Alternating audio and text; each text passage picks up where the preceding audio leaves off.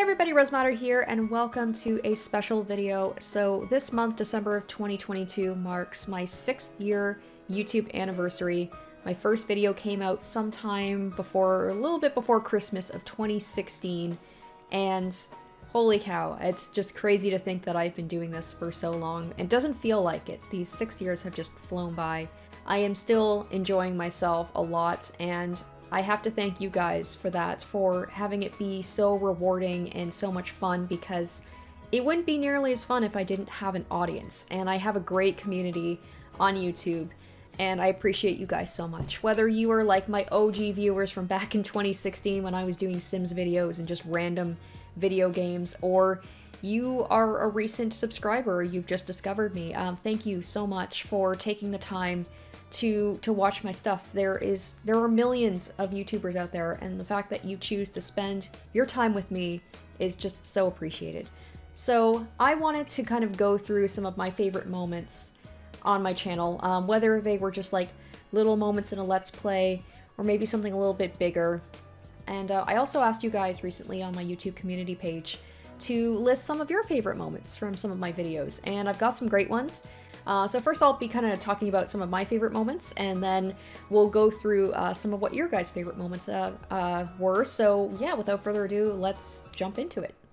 Alright, so like I mentioned, I kind of started this channel off not quite knowing what I wanted to do. I started off doing a lot of Sims things because I was watching a lot of Sim YouTubers. I was like pretty into The Sims back in 2016, so I thought that would be kind of a good place to start, and then I progressed to what I am doing today. So just like randomly, I put out a random genetics challenge video. It was just like a one-off, and the funny thing is I put that video out, I think in like February of 2017, and like I had just started and I had maybe 60 subscribers or something. So I put that random genetics challenge video out, and it didn't do super well. I got maybe a couple hundred views or something, which for me was still big. That was like, for me, I was very proud of that. And then a couple of months later, I don't know what happened, but all of a sudden, I don't know if the YouTube algorithm was just being kind to me, but that video, I guess, got pushed out, and all of a sudden, it just blew up. And I have a very specific moments that I was out to dinner with some friends, and my phone just kept pinging. I just kept getting notifications. This was back when I had like my phone, I had it where it would notify me anytime like something happened on YouTube, because I didn't have a lot of things going on back then. And all of a sudden there was just comments and people subscribing, and I just remember over the course of like a couple of hours when I was out to dinner, I was probably quite annoying because I just kept checking my phone, but like my friends were so excited for me.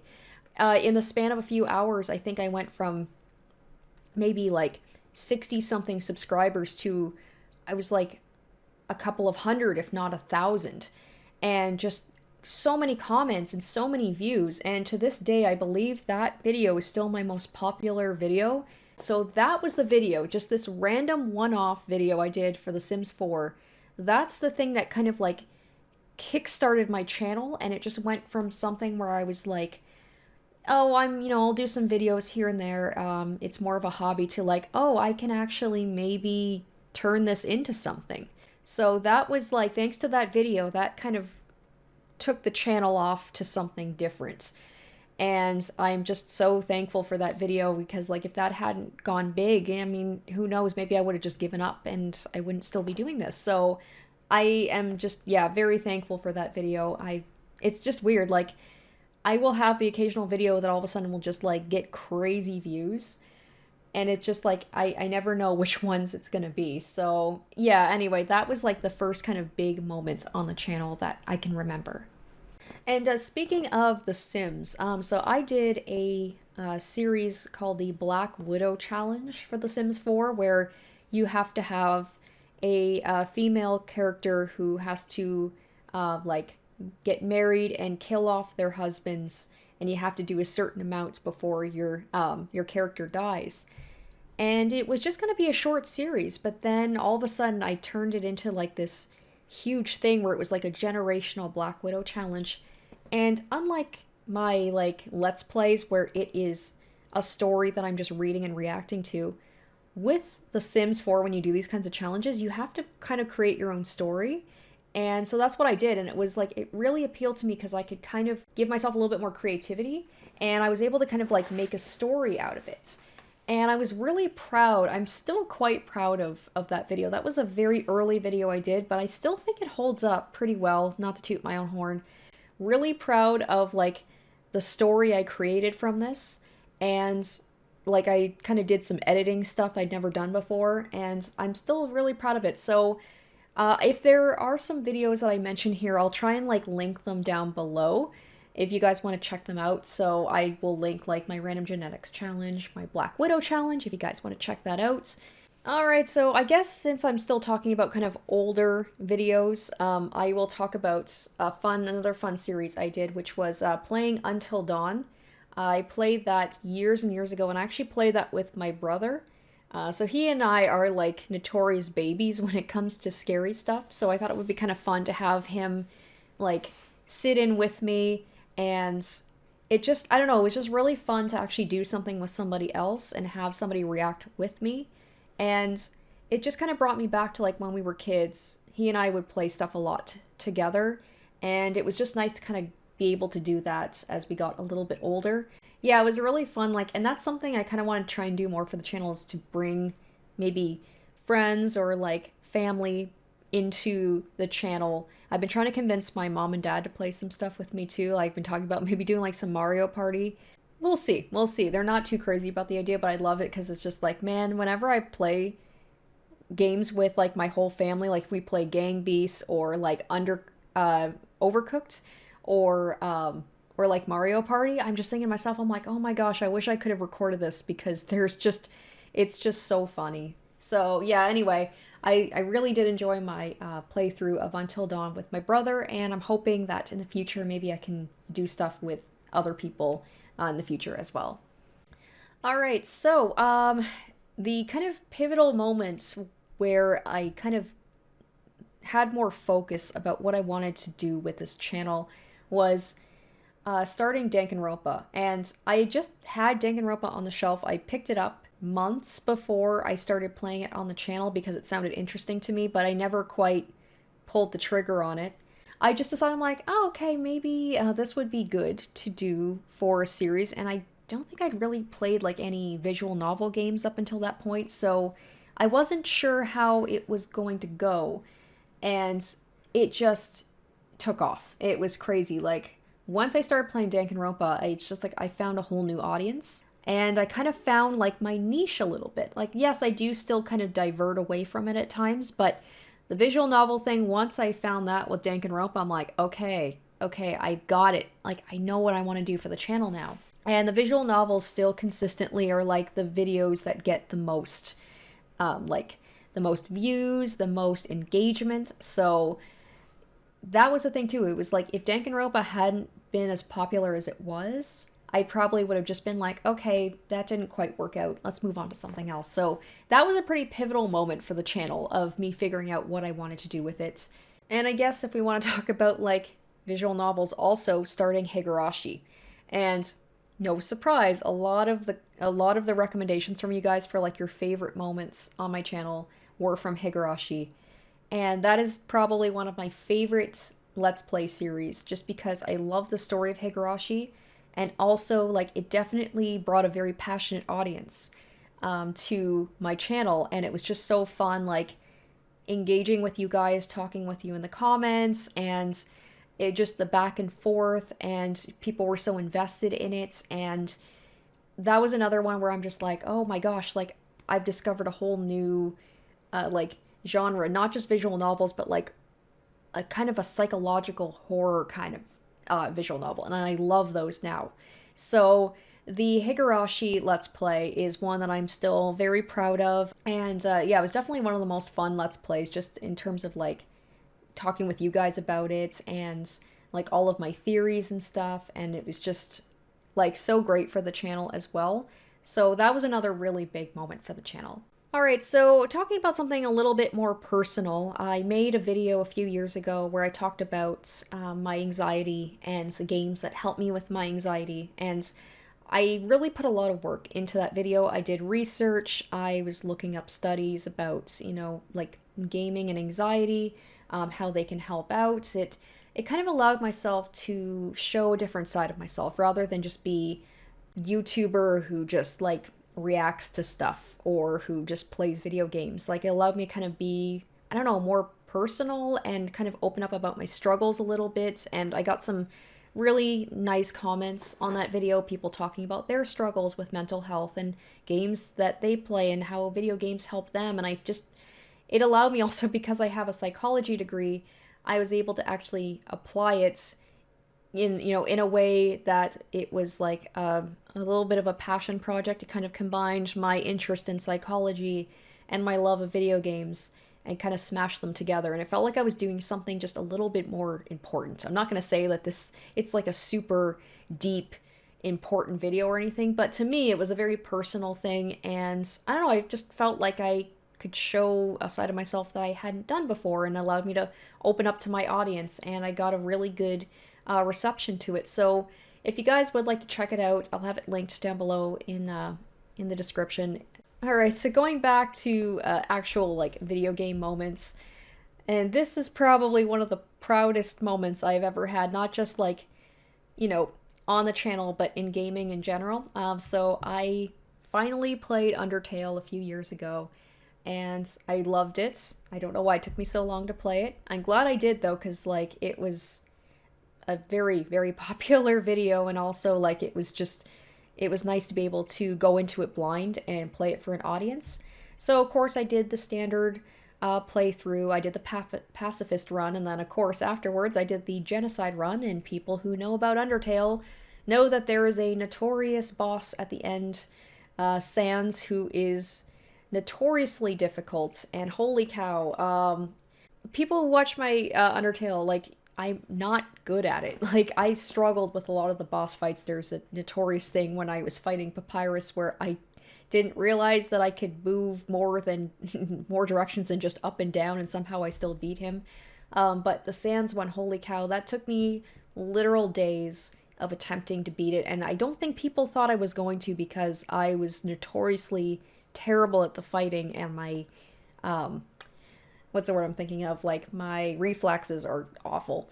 But through trial and error and just like learning the patterns, I did what I don't think most people thought I was going to be able to do, what I didn't think I was going to be able to do, and I beat Sans, and I was so freaking proud, because I have to be honest, if I hadn't played it for the channel, I probably would have just given up and just be like, screw it, I'll just watch the ending on YouTube. But I'm just like, no, I've got people who are watching this, they're either cheering me on or they don't think I can do it, and I just want to prove to myself and to them that I can. So that was like a super big moment for me.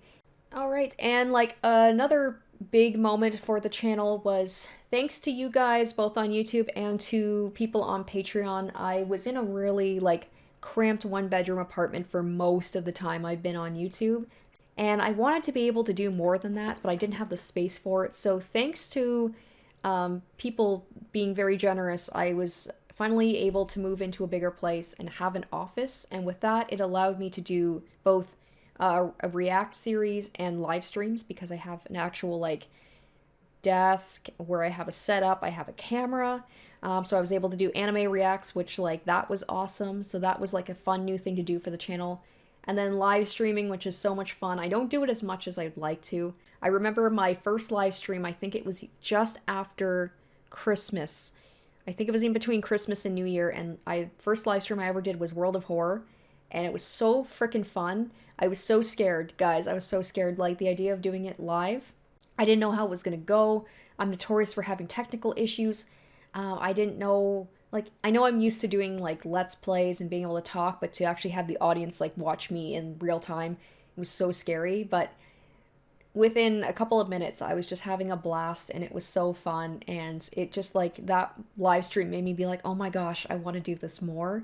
Same with the React, like being able to, like the first one was the Higurashi anime, which was a lot of fun, because most of the things I do are for things that have been out for a while, but to be able to react like in like real time with you guys, like the episodes were coming out, and I was watching them as they had just come out, so nobody knew like what was gonna happen. You know, unlike when I play old games or watch old anime and everybody like they know how it ends.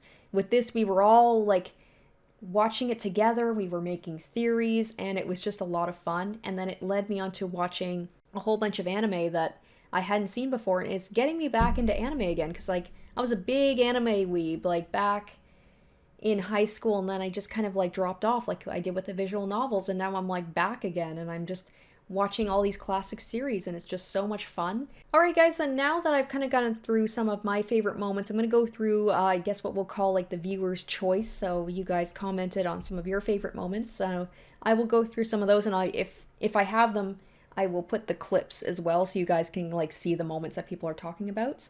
And also, I don't like what YouTube has done with people's names. Like now they're like Twitter handles, and it's just so much harder to read people's names. So if I butcher your guys' names, I'm so sorry. Okay, so let's go with first Ziatmats, who said, "You reacting to and simping Akasaka, saving Rika and Higurashi Matsurubayashi, made funnier by his betrayal in the Higurashi anime."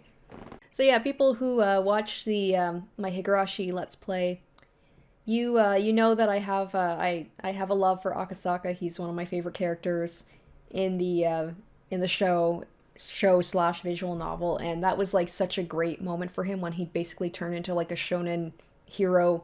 Like he like I said, I think like it's like he stepped in from like a different visual novel, and he's just like he just showed up in Higurashi to just like kick some ass.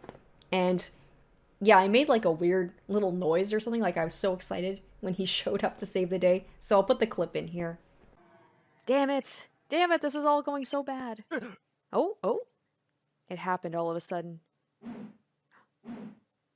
The man with the syringe spun twice in the air, Akasaka, and dropped to the ground. Akasaka, nobody, including Okanagi, could understand the sudden phenomenon.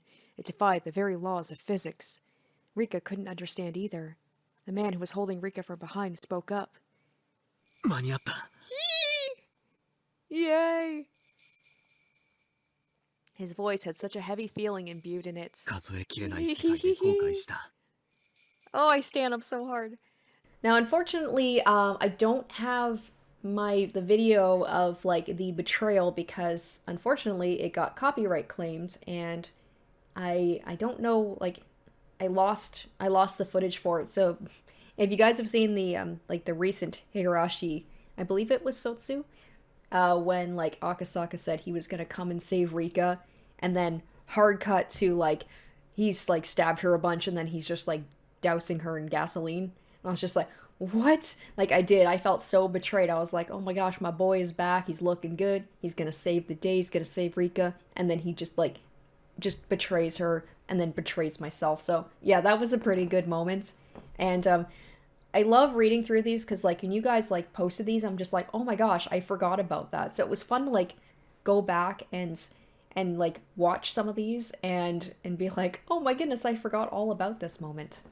Alright, so here's another one, from Higurashi. No surprise, pretty much like almost every comment was either from Higurashi, Umineko, or Danganronpa. So Gonzala Aroju says, Higurashi Chapter 2, when you and Keiichi realize that Mion and Shion are not the same person. Oh my gosh, yeah, this was a classic moment.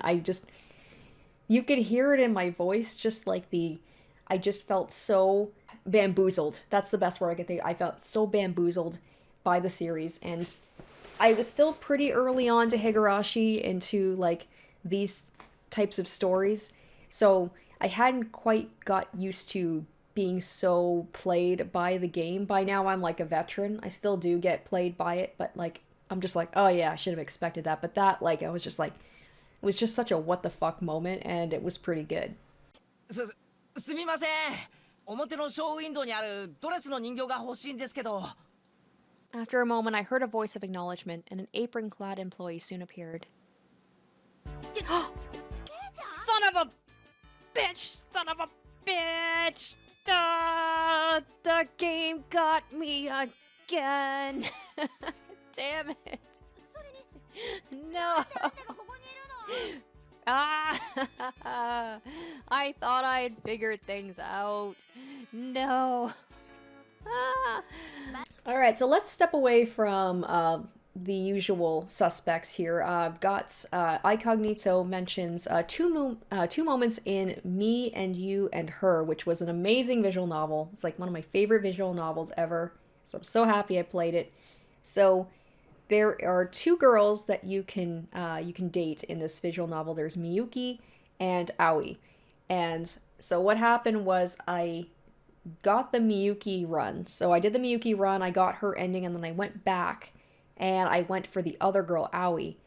And this is such a mindfuck moment because this was the game actually called you out on basically like going back and changing your route. So Miyuki, she like basically comes in and just like bashes you and Aoi like your head in with a baseball bat.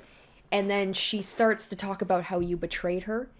But it turns out she's not talking to the protagonist in the game, Shuichi. She's not talking to him. She's talking to you, the player, and she's staring right at you. And she's talking about how you went back and you changed your route and you betrayed her. And that was just like such a what the fuck fourth wall breaking moment of the game just calling you out.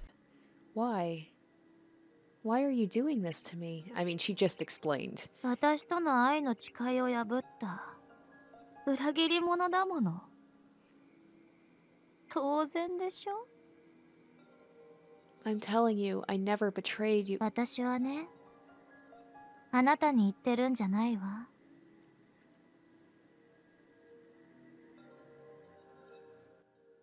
Is she talking to me? Is she talking to me? Because I went back and oh god, she's staring right at me. Yeah, I'm talking to you. Oh Jesus, this is horrifying. 最初のルートで私に永遠の愛を誓った。 This is breaking the fourth wall in a way that I do not care for at all. And then another like quick little fourth wall breaking moment is like, so after that happens, she puts you like in a loop where she basically like traps you in with her. So whenever like the game loads up, she like will say hello to you or good morning or whatever, how are you doing? And I happen to be playing the game on April Fool's Day, and this is the first time this had happened. She actually acknowledges that. She says like April Fools or something, and that just was like a what the fuck moment. It was just like the game was just, I don't know, like it was acknowledging what was going on in the outside world, and it was just so well done. Or maybe this is just randomized. Oh, Aoi did get through. Okay. Progress. Okay, that gives me some hope. Not. Oh gosh. And then she just... でも許してくれるわよね。だって今日 Oh, that's creepy. It is April Fool's today. That's really fucking creepy. I am literally playing this on April Fool's. Alright, so another Higurashi moment. So this was the infamous liar Usada moment. I probably said that wrong. With Rika, Rena. My goodness. With Rena, where she, like, calls Keiichi out on lying to her. And that's, like, a classic Higurashi moment. And a lot of people, like, I think were waiting for my reaction to it. Because, like, it hadn't gotten super dark at that point. It was still pretty lighthearted, but there was, like, little smatterings of, like, some messed up stuff going on. And then that was the moment where it just felt like when she just like had the creepy eyes and then she screamed at Keiichi calling him a liar. Just felt like things just started to go off the rails after that, and it just like it shook me. So I think that was a pretty classic moment as well. But she came back at me in a way I didn't expect. Oh boy, oh boy, oh no. Okay, this is what you guys were talking about. Okay. Don't like this. I knew the up close face was gonna come back in a freaky way. Oh. Oh boy. Oh boy. 嘘や隠し事してないかな。先生はお客さんが来たって言ったんだよね。でも昇降口ではお話ししてなかった。校門のところの車の中で話をしてたよね。Stalking me. 知らないおじさん、あのおじさん。知らない人だよ。Keiichi man, You know she knows stuff, like you're making it 知ら worse. ない人がなんで圭一君に用があるの？俺が知りたいよ。じゃあ何の話をしていたの？みんなとは関係のない話だよ。 It was a lie. Oh. Whoa, whoa. Oh boy, guys. I'm nervous right now. All right, and so now we're going on to Umineko, and this is probably one of my favorite moments. This was also one that I was thinking of for like a moment that like I remembered from a Let's Play was Umineko in the Turn of the Golden Witch when Canon fights the goat and you completely lost your mind. And yeah, like, so they'd been playing around with some magic stuff at this point, but we're still pretty early on. This was, I believe, this was the second chapter. And yeah, so Canon, like, I think I called it too. I even said something like, Canon pulls a goddamn blade out of his arm too, I'm gonna lose my mind. And then as soon as I said that, he did just that. So then I promptly lost my mind. And I think it was just the timing of that was so perfect. さあ、カノン、お前の刃を見せてみよ。 If Canon pulls out a blade, like a blade like that thing, I'm gonna lose my mind. What the fuck? You literally just did it after. What?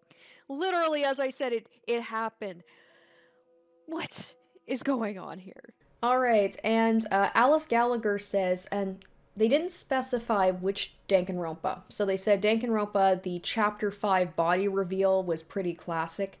So I'm assuming they meant the first one. So I'll put that in as well. But I think my my reaction to Danganronpa 2's Chapter 5 reveal is also quite good.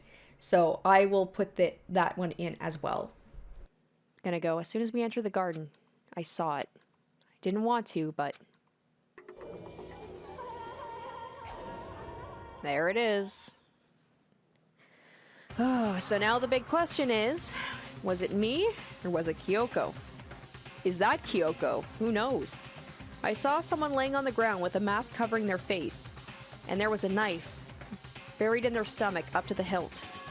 What the? Are they really dead?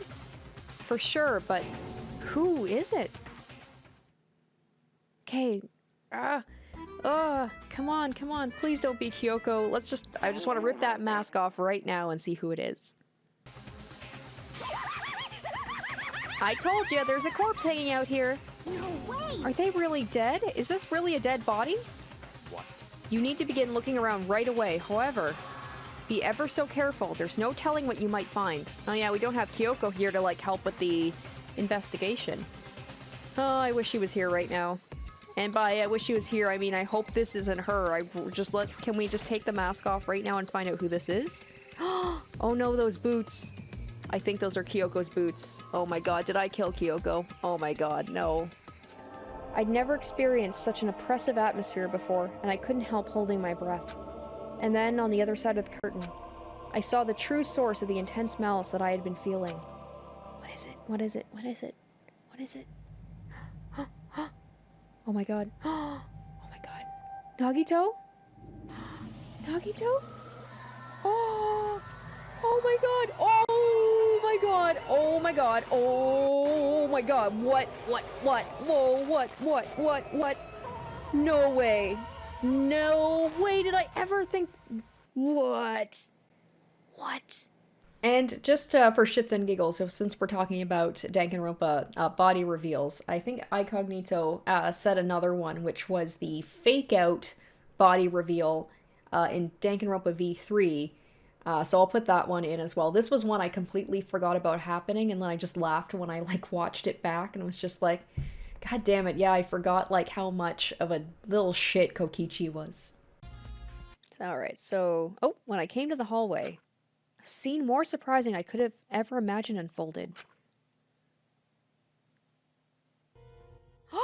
What are you talking about? What is happening? Oh my god, you fucker. You fucker. They even did the staticky and everything. Oh, Kokichi, you shit. I hate you. Alright, and then for the final moments, this was a little bit of an older Let's Play. One that sadly I never finished because the game freaked me out so much, and that is Doki Doki Literature Club.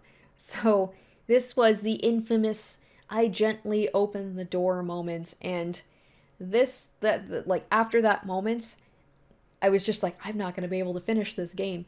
And it wasn't even so much as like the visuals of what I was seeing. That was definitely very disturbing. It was the glitchy sounds and everything, and I have a real problem with like glitching sounds. They really disturb me, and like just glitches in general. And Doki Doki, like after that moment, there was a lot of like glitches and just weird shit going on, and like that was what kind of broke me. I was like, oh my gosh, I can't finish the game if it's going to keep doing this shit. And apparently it gets so much worse because I tapped out pretty early in.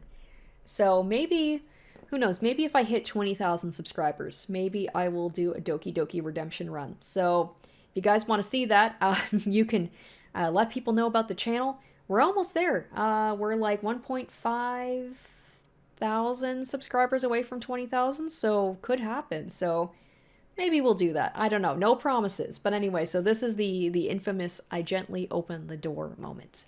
I really didn't want to have to enter her room like this. Isn't it kind of a breach of privacy? But she really leaves me no choice. I gently open the door. Oh god! Oh god! Oh god! Oh god! Oh god! Oh god! No! No! No! No! No! Ah! Sorry, that scared me. That really scared me. Oh god. Oh god. Oh god, this is what people were talking about. Oh no. I literally threw my headphones off because that scared me so badly, just like the sudden noises. Oh. Alright guys, so that will do it for this video. I'm so sorry that I couldn't go through everybody's, like I had so many people leaving moments, but if I posted them all, it would take me like an hour and a half, plus I have to actually go find the videos like from those moments, clip them, put them in the video, and I'm just like, I had to limit it. But thank you all for like voting for like the moments that you liked. I hope you did enjoy this video. It was really fun to kind of go back down memory lane and just kind of go through some of those moments, and if there were some moments you guys thought that I may have like forgotten about, or some that you really enjoyed, you can leave them down in the comments. I would love to check out some more of them, because like I said, I've done 700 of these, like more than 700 videos, so I definitely was bound to miss some stuff. Anyway, thank you guys so much for watching this video. Thank you so much for allowing me to do this for 6 years. I hope I can just continue to do this. I hope I can come back, you know, in a couple more years and do like another one of these and just have so many more fun moments.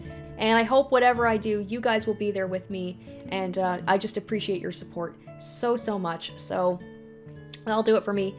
Thank you very much for watching. I hope you guys have a great day, and I hope to see you next time. Until then, bye. Special thanks to my top tier patrons: Kiori Makoto, SM, Revealing Storm, Tequila Mockingbird, Asborn Kennedy, Harry Gazif, iCognito, Jared Fan, Joel Ustman, and Zoran Ether.